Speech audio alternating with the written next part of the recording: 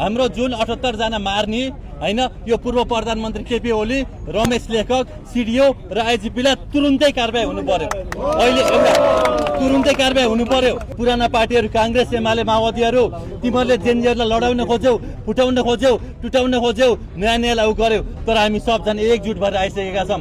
हिजोको दिनमा तिमीहरूले हामीले जिउँदै छोडेछौँ। अझै यस्तै गर्दै गयो भने अब जिउँदै नछोड्न पनि सक्छौँ भन्न चाहन्छु। 40 साल यताका सबै नेताको सबै सम्पत्तिहरू छानबिन हुनु पर्यो हैन। यति लिगल छ भने ठिकै छ, छैन भने त सबै सम्पत्ति राष्ट्रियकरण हुनु पर्यो।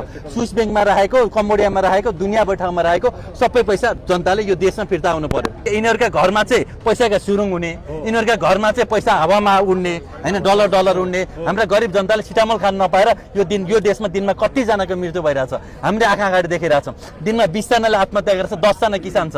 ठिक हामी दिपवर्धनको लागि आएको र यो केही देखाउन, यो कुनै खेला देखाउन आएको होइन। यो हामी यहाँ एउटा छलफलको लागि मात्र आएको। यहाँ को एक छ को दुई छ भन्ने होइन, एउटा छलफल गरेर निष्कर्ष आउँछ। त्यसो हुँदाखेरि अब मौन धारण गर्छौँ, कसैले पनि हामीलाई उ नगरिदिनु, अब मौन धारण गर्छौँ। मैले मेरो कुरा भन्छु, रोकन भाइ,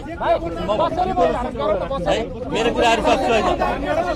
ल बस्नु एकछिन ल यति कुरा के मात्र हो भन्दाखेरि म धेरै लामो चौडा केही पनि हाल्दिनँ। हाम्रो जुन 78 जना मार्ने हैन यो पूर्व प्रधानमन्त्री केपी ओली, रमेश लेखक, सिडिओ र आइजिपीलाई तुरुन्तै कारबाही हुनु पर्यो। अहिले एउटा तुरुन्तै कारबाही हुनु पर्यो है। अर्को कुरा काठमाडौँको घाइतेहरूको उपचार भएको छ। भ्याली बाहिरको घाइतेहरूलाई कसैले मतलब पनि गरेको छैन, कसैले हेरेको छैन। उनीहरूलाई तत्काल हेरिनु पर्यो हैन। गृहमन्त्री भएको आज करिब 3-4 दिन भयो। तत्काल निष्पक्ष छानबिन आयोग राखेर प्रेम सञ्जयलाई राखेर हुन्छ, जोला राखेर हुन्छ, कहाँबाट हुन्छ, यो भ्रष्टाचारीहरूको छानबिन तुरुन्तै हुनु पर्यो। हाम्रो माग होइन हैन। यति गर्न सक्नुहुन्न भने हामी आन्दोलन यहीँबाट सुरु गरेको, हामी यहीँ छौँ, यहीँ हुन्छौँ, यहीँ आउनु। तपाईँ नभए अर्को राख्छौँ, हामीलाई केही फरक पर्दैन। आन्दोलनले बनाएको प्रधानमन्त्री हो, आन्दोलनले बनाएको गृहमन्त्री हो। आज यो छ भने भोलि अर्को पनि ल्याउन सकिन्छ, त्यो ठुलो कुरा होइन। तर शहीदका सपना, शहीदका माग, आन्दोलनकारीका माग जेको त्यही पुरा हुनुपर्छ। यो संविधानले हामीलाई हरेक ठाउँमा रोकेको छ। यो राष्ट्रपतिले अस्ति हामीलाई धोका दिएको छ, हिजो पनि हामीलाई धोका दिएको छ। यो संविधान, यो राष्ट्रपति हाम्रो लागि यो स्वीकार्य छैन। हामी संविधान पुनर्लेखन गर्छौँ। राष्ट्रपतिको राजीनामा पनि हामीले तत्काल चाहन्छौँ। यो कुराहरूमा यति मात्र नभएर जुन घाइतेहरू, जुन शहीद परिवारहरूलाई एउटा मन्त्रालयदेखि लिएर उहाँहरूको उचित व्यवस्थापनदेखि लिएर हरेक कुराहरू हुनुपर्छ। र याद रहोस् सबैजनालाई, पुराना पार्टीहरू कांग्रेस, एमाले, माओवादीहरू तिमीहरूले जेनजीहरूलाई लडाउन खोज्यौ, फुटाउन खोज्यौ, टुटाउन खोज्यौ, नयाँ नयाँलाई उ गर्यौ। तर हामी सबजना एकजुट भएर आइसकेका छौँ। हिजोको दिनमा तिमीहरूले हामीले जिउँदै छोडेछौँ। अझै यस्तै गर्दै गयो भने अब जिउँदै नछोड्न पनि सक्छौँ भन्न चाहन्छु। मेन कुरा हजुरहरू के बुझ्नु भन्दाखेरि यो 3 जना जसले चाहिँ यो 78 जना भाइ बहिनीलाई मार्यो, उनीहरूलाई पहिलो स्टेपमै कारबाही हुनुपर्छ है। तुरुन्तै आजै पक्राउ जारी गर्नुपर्छ। आज शनिबार पनि गृह मन्त्रालय खुल्ला छ। हामीलाई त्यहाँ 4 बजे बोलाएको थियो, जान भ्याइएन यो कार्यक्रमले गर्दा। एकछिनपछि हामी जान सक्छौँ होइन।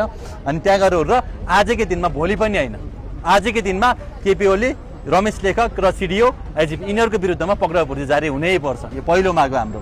अर्को घाइते र शहीद परिवारहरूको जिन्दगीभरको जिम्मा यो सरकारले लिनुपर्छ। नागरिकको सरकार हो, यिनीहरूले बनाएको सरकार हो फेरि है। शहीदहरूले र घाइतेहरूले बनाएको सरकार हो, कसैले अरूले बनाएको सरकार होइन। त्यही भएर यिनीहरूको चाहिँ शहीद परिवारको र घाइतेको पूर्ण रूपमा जिम्मेवारी सरकारले लिनुपर्छ। दुईटा आँखा फुटेछ उसले के काम गर्न सक्छ बिचरा हैन। हाते गएको छ उसले के काम गर्न सक्छ। अनि जसरी सरकारले यो हाम्रो यो अञ्चलमा ताकी गोली हान्ने आदेश दिएछ नि, उहाँहरू 3 जनाले चाहिँ कसरी हुन्छ, रोडमा घिसारे हुन्छ, कसरी हुन्छ, कारबाहीको दायरामा चाहिँ लिनु पर्यो के हो। उहाँहरू 3 जना हुनु पर्यो। अर्को माग भनेको यो संविधान र यो राष्ट्रपतिले हामीले एकदम धेरै रोकेको छ है। यो संविधानमा पनि प्रत्यक्ष कार्यकारीको माग थियो, हाम्रो आन्दोलन अगाडि भ्रष्टाचारको माग थियो। अब अख्तियार प्रमुख नियुक्ति गर्न मिले होइन क्या अहिले। राष्ट्रिय सभा के संवैधानिक आयोग के बनाएर गर्नुपर्ने रहेछ भनेपछि यो संविधान बाधा भयो त्यहाँनिर हैन। हामीले विदेशमा भएकालाई मतदातालाई मताधिकार दिन्छौँ भन्छौँ, त्यहाँ पनि संविधान बाधा छ। समानुपातिक मात्र पाउने रे के मात्र पाउने रे हैन। अर्को भनेको संसदले चाहिँ कानुन बनाउने, मन्त्री विज्ञ हुने भनेर हामीले सोचेछौँ, त्यहाँ पनि संवैधानिक बाधा छ। मन्त्री हुन संसद मात्र हुनुपर्ने रे। त्यही भएर यो 72 सालको संविधान पुनर्लेखन गर्न आवश्यक छ। यो संविधान तत्काल पुनर्लेखन हुनुपर्छ। अर्को हाम्रो माग भने के छ भन्दाखेरि प्रत्यक्ष कार्यकारी भइहाल्यो। 2046 साल यताका सबै नेता, कर्मचारी, न्यायाधीश सबैको सम्पत्तिहरू त अहिले धेरै छ नि त होइन र हाम्रो मुख्य माग भनेकै हाम्रो जेनजीको आन्दोलनको मुख्य माग भनेकै भ्रष्टाचारको छानबिन र भ्रष्टाचारको निर्मूलीकरण हो नि त होइन र 40 साल यताका सबै नेताको सबै सम्पत्तिहरू छानबिन हुनु पर्यो होइन यति लिगल छ भने ठिकै छ छैन भने त सबै सम्पत्ति राष्ट्रियकरण हुनु पर्यो स्विस ब्याङ्कमा राखेको कम्बोडियामा राखेको दुनियाँभर ठाउँमा राखेको सबै पैसा जनताले यो देशमा फिर्ता आउनु पर्यो र चौथो कुरा भनेको चाहिँ के छ भन्दाखेरि गृहमन्त्री ज्यू तपाईँलाई जसले रगत बगाएर है तपाईँलाई जसले चाहिँ यो भनौँ न यत्र आन्दोलन गरेर त्यहाँ पुर्याए आज उनीहरूलाई पक्रिरहेछ आज उनीहरूको अनुसन्धान भइरहेछ आज उनीहरूकै यो फोटोसोटो मागिराखेछ जबसम्म 23 गते 78 जना मार्नेलाई सजाय हुँदैन तबसम्म 24 को छानबिन पनि बन्द गरिदिन्छ आवश्यक छैन छानबिन 24 गते सबै जनता आएका हुन् जनताले गरेका हुन् 23 गते जेनजीको आन्दोलन थियो जेनजीलाई जतिखेर मारियो त्यसै स्वतः स्फूर्त रूपमा आएका हुन् उनीहरूलाई कुनै पनि हालतमा कारबाही गर्न पाइँदैन यो सरकारबाट है तत्काल छानबिन पनि गर्नु पाइँदैन कारबाही पनि गर्नु पाइँदैन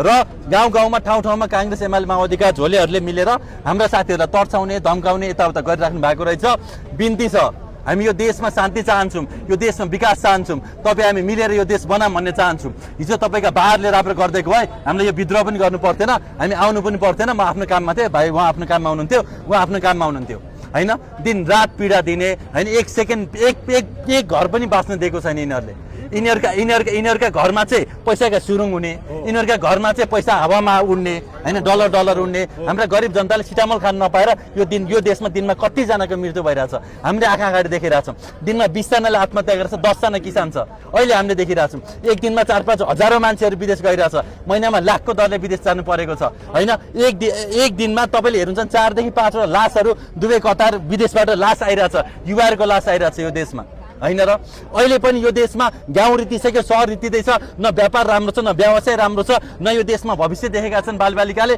न यो देशमा केही भएन कहिलेसम्म हेरेर बस्नु भन्नु नि त यस्तै बनाएर त हामीले लहेट्न परेको विद्रोह गर्नु परेको नि त अझै पनि तपाईँहरू सुध्रिनुहुन्न अझै पनि यस्तै कराउने झगडा गर्ने फर्काउने कामहरू गर्नुहुन्छ भने योपालि जेनजीहरूले जिउँदै राखेका छन् अर्को पालि जिउँदै नराख्न सक्छन् याद गर्नु होला यहीबाट चुनौती दिन चाहन्छु सबैजनालाई।